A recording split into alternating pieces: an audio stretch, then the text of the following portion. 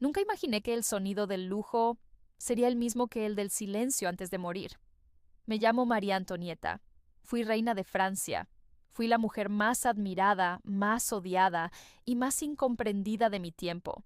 El pueblo gritaba mi nombre con rabia, mientras los violines de Versalles aún resonaban en mis oídos. No nací malvada ni insensible, nací en una jaula de oro, y cuando quise abrir las alas, ya era demasiado tarde. Dicen que el lujo me mató, pero no fue el oro ni los vestidos, fue la distancia entre mi mundo y el suyo.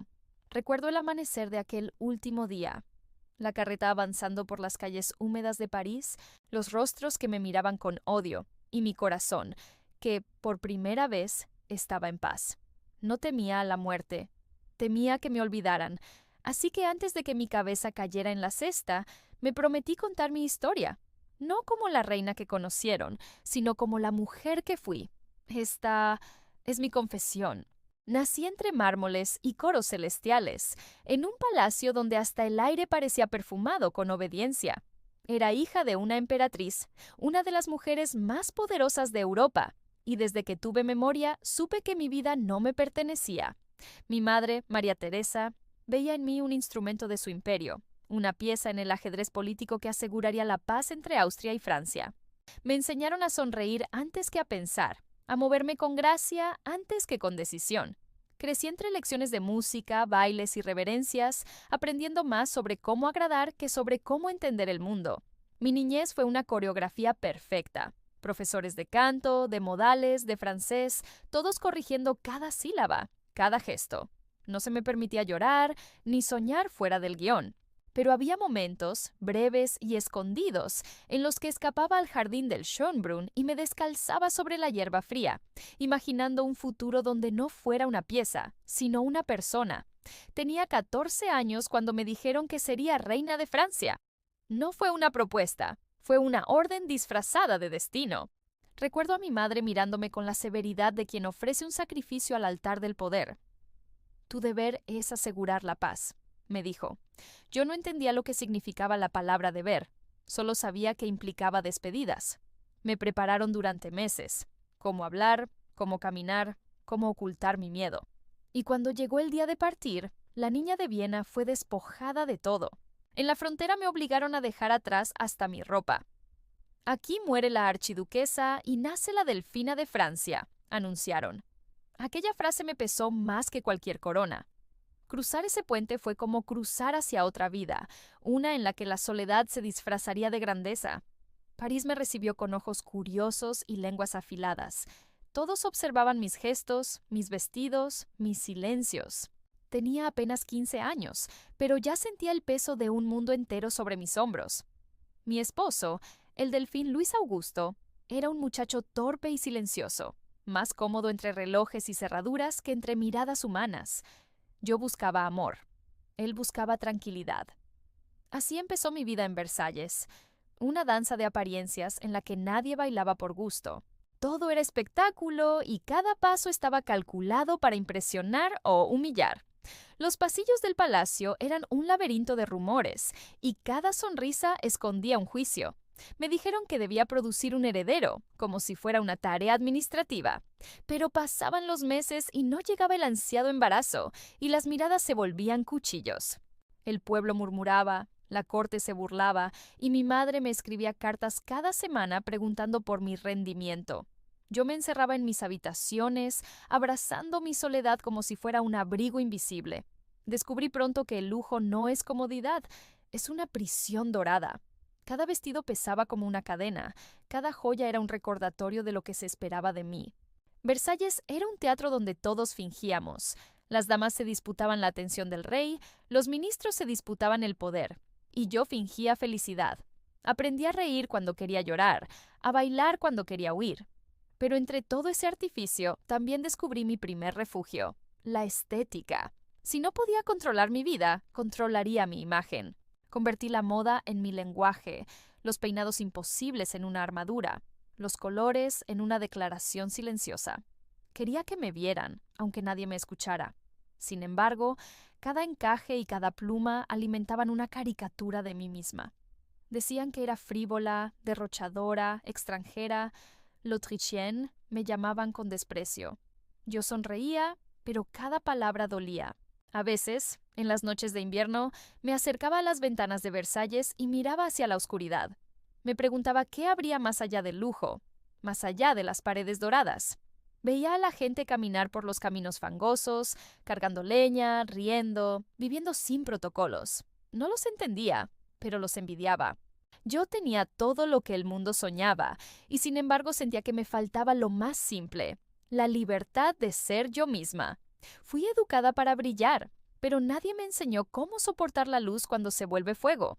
A veces me pregunto en qué momento la niña que amaba los jardines de Viena desapareció, en qué rincón de Versalles se quedó su risa. Me transformé sin darme cuenta, moldeada por las expectativas de todos menos las mías. Y aunque el retrato que pintaron de mí fue el de una reina arrogante, detrás de los polvos y las perlas había una muchacha que aún soñaba con correr descalza sobre la hierba. La historia recordará mis vestidos, mis fiestas, mis errores, pero no recordará mis lágrimas. Sin embargo, en aquel tiempo, aún creía que podía aprender a ser amada, que el amor del pueblo podía ganarse con gestos y sonrisas. Aún no entendía que el pueblo no amaba espejos. Y yo solo era eso, un reflejo fabricado por otros, una silueta de porcelana caminando entre sombras de terciopelo. Si cierro los ojos, todavía puedo oír el sonido de las puertas de Versalles cerrándose detrás de mí. Fue entonces, sin saberlo, cuando comenzó mi destino, el mismo que terminaría un día frente a la guillotina. Versalles, el sueño de todo monarca y la pesadilla de toda mujer. Cuando llegué, pensé que había entrado en el corazón del mundo, pero pronto entendí que aquel palacio no latía, solo brillaba. Cada pared cubierta de oro era un espejo que deformaba la realidad y en cada esquina se escondía un par de ojos observando. Era una corte hecha de sombras envueltas en perfumes caros. No había silencio, ni intimidad, ni descanso. Todo estaba regido por el ritual, incluso la respiración. Me despertaban al alba para presenciar el lever du roi, el despertar del rey, y mientras docenas de personas lo vestían con solemnidad, yo aprendía que la vida en Versalles no pertenecía a los vivos, sino a las apariencias. Cada día era una representación teatral donde todos conocían su papel, menos yo. Mi esposo, el delfín, que más tarde sería Luis XVI, era un hombre bondadoso, pero distante, casi invisible entre los relojes y los mecanismos que reparaba con sus manos torpes. No era cruel ni violento, solo ajeno, hablaba poco, y cuando lo hacía era sobre cerraduras, cacerías o astronomía. Yo intentaba mirarlo a los ojos, buscando algún destello de complicidad, pero su mirada se deslizaba sobre mí como si fuera un mueble más del palacio. Teníamos 16 años, pero la soledad que nos unía era más vieja que los muros que nos rodeaban.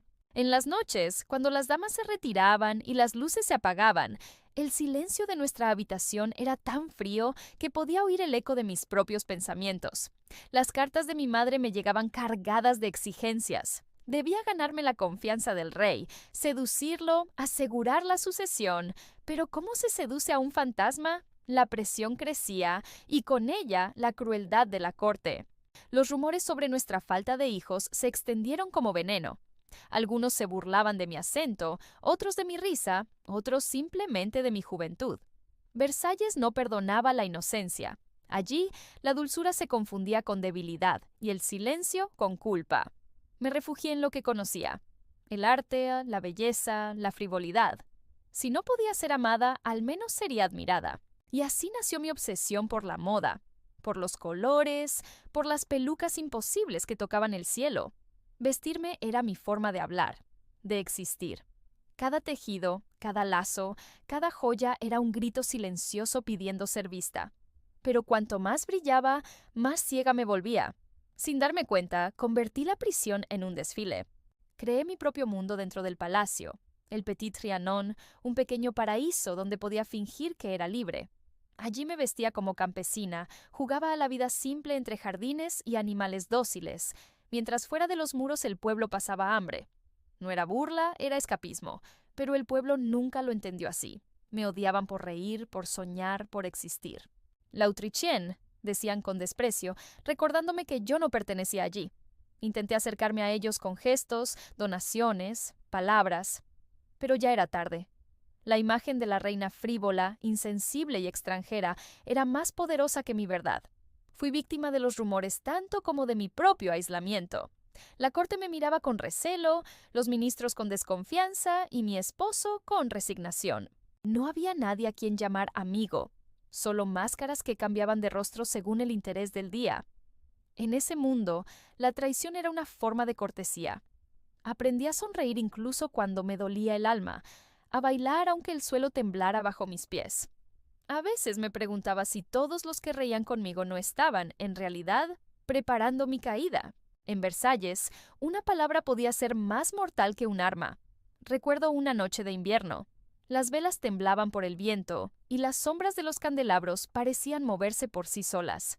Caminé sola por la galería de los espejos, ese corredor infinito donde la historia se reflejaba en cada superficie. Allí comprendí que la reina que todos veían no era yo. Era una figura construida por miradas ajenas. Yo solo era el reflejo de lo que esperaban. Versalles no era un palacio. Era una jaula hecha de cristal y protocolo, donde la libertad se rompía con solo respirar. En ocasiones, observaba a las damas reír en los bailes y pensaba en lo absurdo de todo aquello. Éramos marionetas vestidas de seda, fingiendo que la eternidad nos pertenecía. Pero el lujo no borra la angustia, la amplifica. Cada diamante sobre mi cuello pesaba como un recordatorio de mi papel. La joven María Antonia de Viena había muerto el día que crucé la frontera. En su lugar vivía la reina María Antonieta, símbolo de elegancia, objeto de deseo, blanco de odio.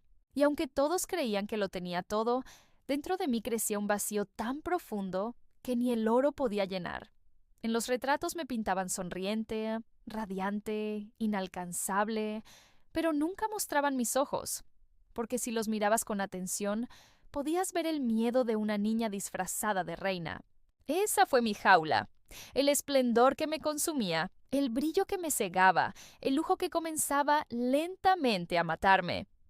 Fui coronada en Reims bajo un cielo tan claro que parecía promesa, pero no imaginaba que aquel resplandor sería el último antes de la tormenta. Tenía 23 años y el pueblo me llamaba Nuestra Reina, con la inocencia de quien aún no ha probado el desencanto. Las campanas sonaban, los pétalos caían sobre mis hombros y mi rostro estaba cubierto por una sonrisa que ocultaba más miedo que orgullo. Desde ese día, cada paso mío se convirtió en símbolo, cada palabra en titular, cada gesto en arma. El trono no era un asiento, era un escenario. Y yo, la protagonista de una obra que el pueblo vería transformarse en tragedia.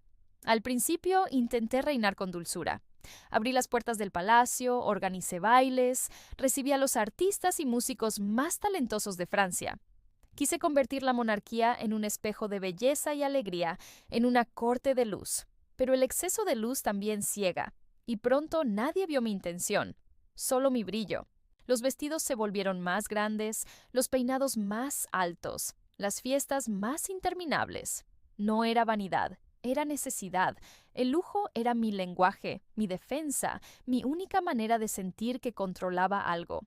Cada celebración era una pausa en el silencio de mis noches. Cuando el rey se encerraba en su taller, yo me rodeaba de risas, de champaña, de música. Era mi forma de no escuchar los rumores que nacían como sombras entre los corredores.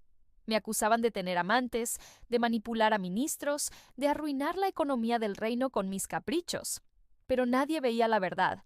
El reino ya estaba en ruinas mucho antes de mis fiestas. Yo solo bailaba sobre un suelo que se agrietaba bajo mis pies. Decían que mi corazón pertenecía al conde Fersen, un sueco de mirada tranquila y palabras amables. Quizás fue cierto, o quizás solo fue un espejismo de afecto en medio de la soledad. No lo sé. Lo que sí sé es que con él podía hablar sin ser reina, sin máscaras. Pero incluso eso fue usado en mi contra. En Francia, hasta el amor era delito si no servía a la política. A veces me pregunto si alguien alguna vez me amó por mí misma. En los retratos oficiales me pintaban con sonrisas que no existieron, con miradas que no eran mías. Yo seguía el guión que el mundo esperaba, pero dentro de mí se gestaba un cansancio que no podía ocultar. Busqué refugio en el Petit Trianon, ese pequeño mundo que mandé construir lejos de los ojos de la corte. Allí cultivaba flores, tocaba música, vestía con lino en lugar de seda. Allí podía fingir, al menos por un instante, que era libre, pero el pueblo me vio jugando a ser campesina y pensó que me burlaba de ellos. No entendieron que no era un juego, sino una súplica. Mientras ellos pasaban hambre, yo construía un refugio que parecía insulto. Cada decisión, cada gesto mío era interpretado con malicia. Cuando la corte me odiaba por ser demasiado simple, el pueblo me odiaba por ser demasiado ostentosa. No había punto medio, solo condena. Entonces vino el escándalo del collar, una joya que nunca toqué, un fraude del que nada sabía, y sin embargo mi nombre fue arrastrado por el fango. Decían que había gastado una fortuna en diamantes mientras el pueblo moría de hambre. Yo, que ni siquiera deseaba aquel collar. Cuando supe lo que se decía de mí, reí de incredulidad. Pero pronto comprendí que ya no había risa capaz de salvarme. La prensa me dibujaba como un monstruo vestido de seda, una vampira devorando el oro de Francia. Cada panfleto era una herida nueva. La gente comenzó a llamarme Madame Déficit. No importaban los hechos, solo la historia que les hacía sentir menos miserables. Y esa historia necesitaba una villana. Me convertí en ella. A veces pienso que fui la última máscara del antiguo régimen. Bella, brillante y condenada. El pueblo necesitaba odiar a alguien para perdonar su dolor, y mi rostro, pintado en abanicos y caricaturas, era la diana perfecta. Mientras tanto, el rey seguía ausente, atrapado en su propia indecisión. Francia se caía a pedazos, y yo, sin quererlo, me convertía en su símbolo. Intenté adaptarme, moderar mis gastos, acercarme a las damas del pueblo, apoyar obras de caridad, pero nadie escuchaba.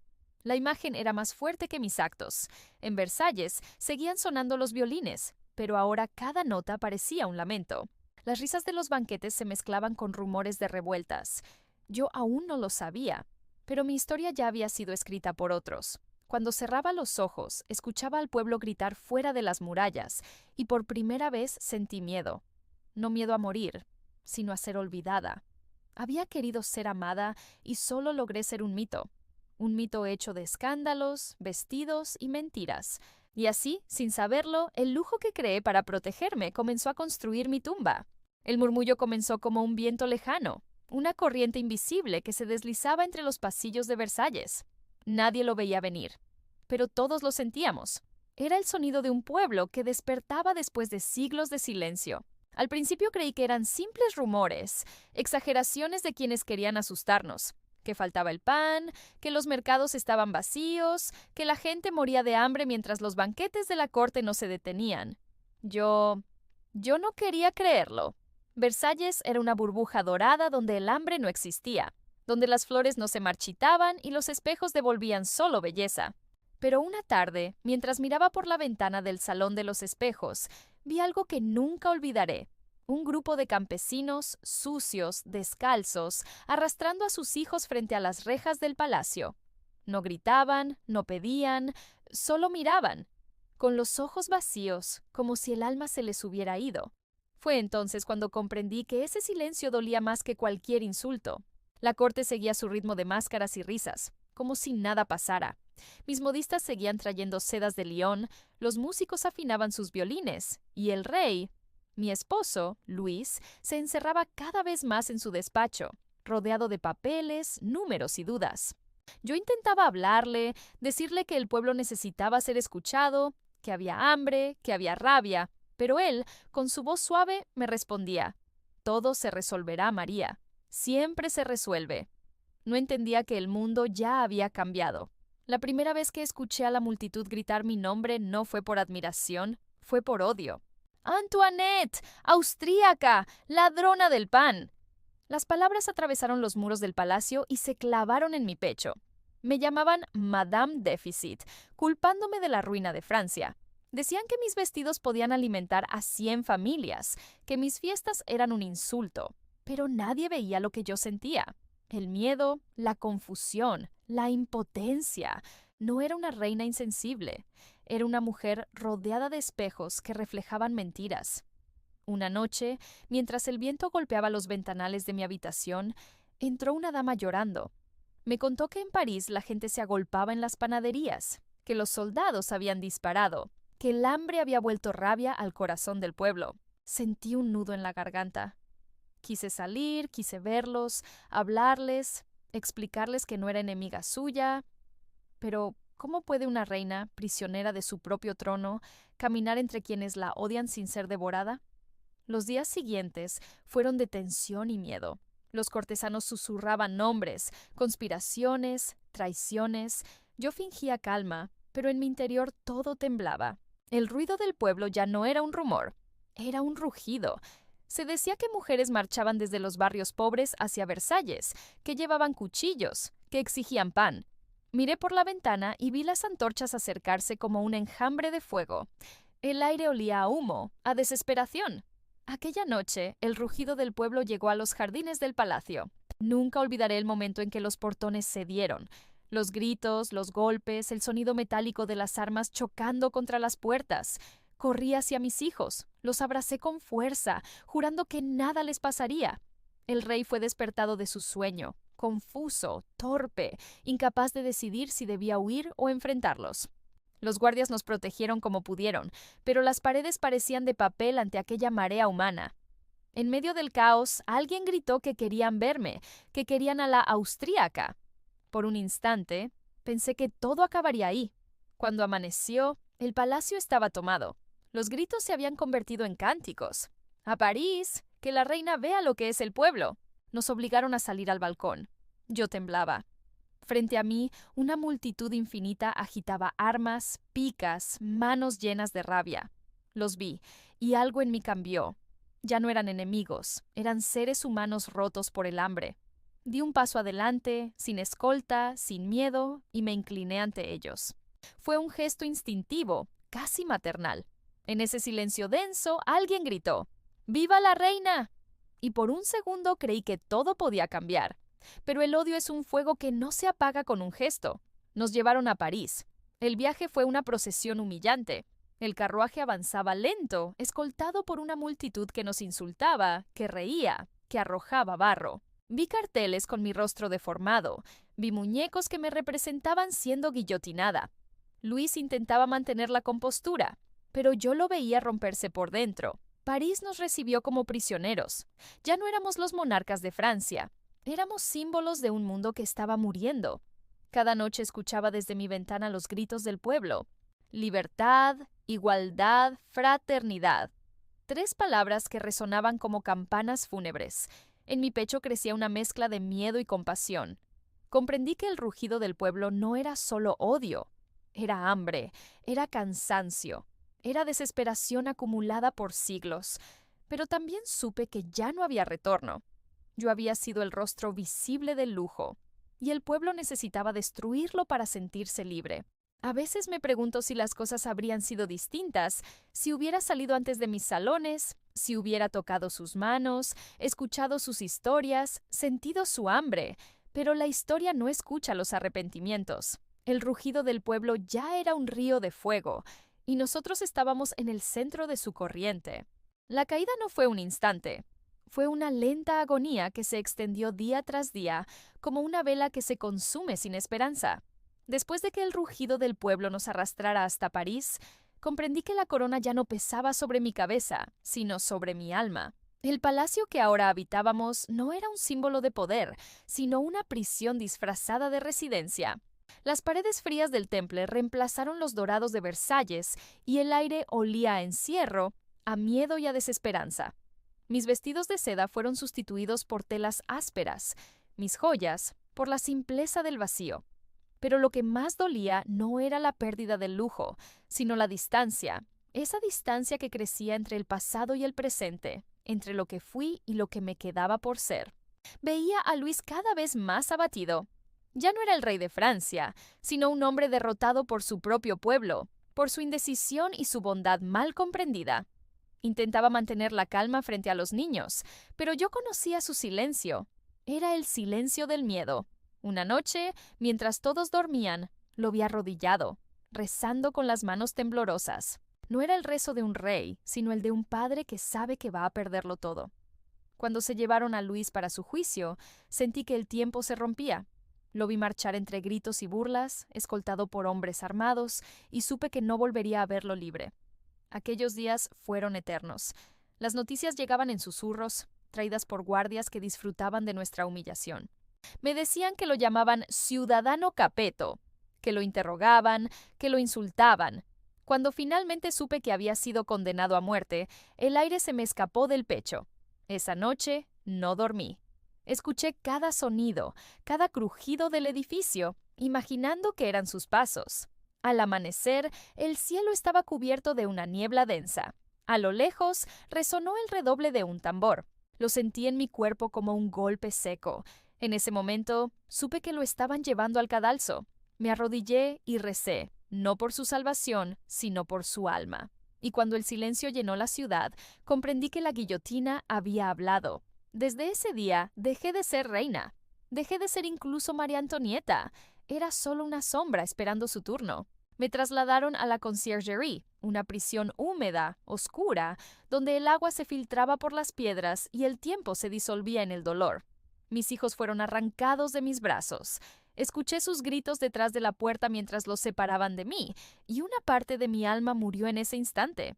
La maternidad fue el último tesoro que me quedaba, y me lo arrebataron sin compasión. Pasaba las horas observando una pequeña rendija por donde entraba la luz. A veces, un guardia me miraba con desprecio, otras con lástima. Yo ya no tenía fuerzas para odiar. El pueblo pedía mi cabeza y el tribunal revolucionario solo necesitaba un pretexto. Me acusaron de conspirar, de derrochar, de corromper, de todo lo imaginable, incluso de crímenes imposibles. Me defendí como pude, con la dignidad de quien ya no tiene nada que perder. Recuerdo que uno de los jueces me llamó viuda Capeto.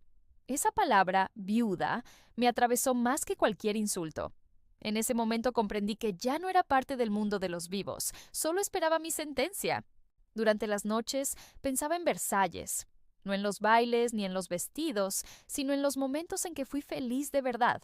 Cuando bailaba descalza con mis hijos, cuando reía con Luis en los jardines, sin nadie mirando, cuando el sol caía sobre los rosales y todo parecía eterno. Me aferraba a esos recuerdos como única forma de mantenerme humana. La reina había muerto, pero la mujer aún respiraba. Un día, una guardia me trajo un espejo. No sé por qué lo hizo. Tal vez por crueldad, tal vez por piedad. Me miré y apenas me reconocí. El cabello blanco, la piel seca, los ojos apagados. No era la joven austríaca de trenzas doradas que había llegado a Francia, ni la reina adornada con diamantes. Era una mujer cansada, envejecida por la culpa y el miedo. Pero en esa mirada rota, por primera vez, vi algo que nunca había tenido. Verdad. El juicio fue una farsa. Las preguntas no buscaban respuestas, solo condenas. Los gritos del público se mezclaban con las palabras del fiscal.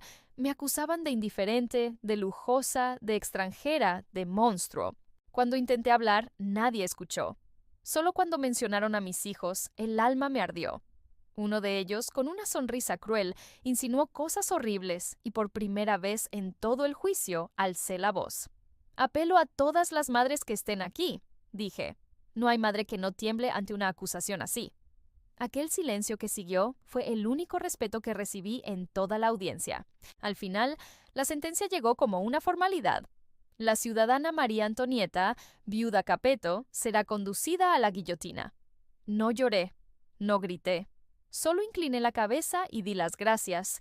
El escribano me miró sorprendido, pero no entendía que, en ese momento, la muerte ya no era castigo, era liberación. Esa noche recé por última vez. No pedí perdón ni salvación, pedí memoria. Que el mundo no olvidara que fui más que un retrato, más que un símbolo de exceso.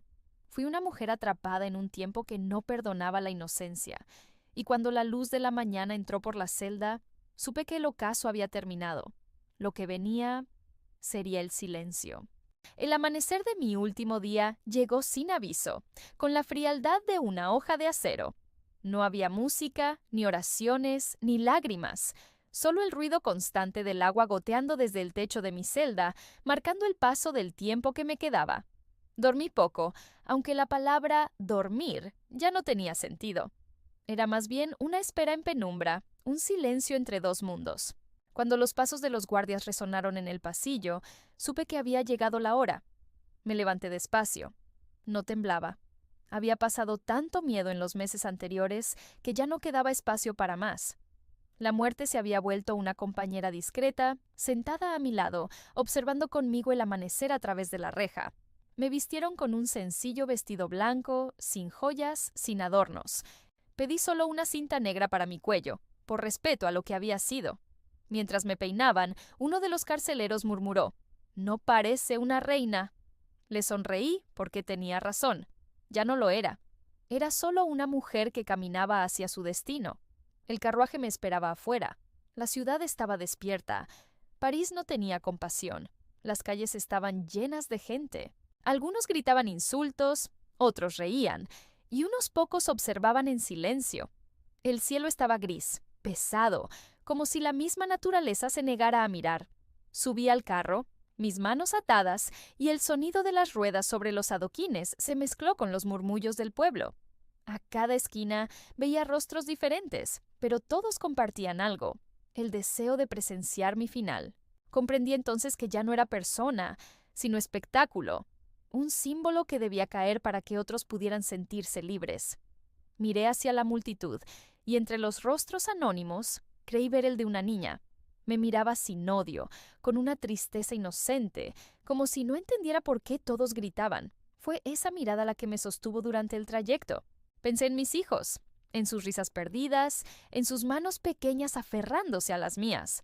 Imaginé que me observaban desde lejos, sin saber qué ocurría, y me juré que, si existía algún cielo, los buscaría allí. El viaje fue largo.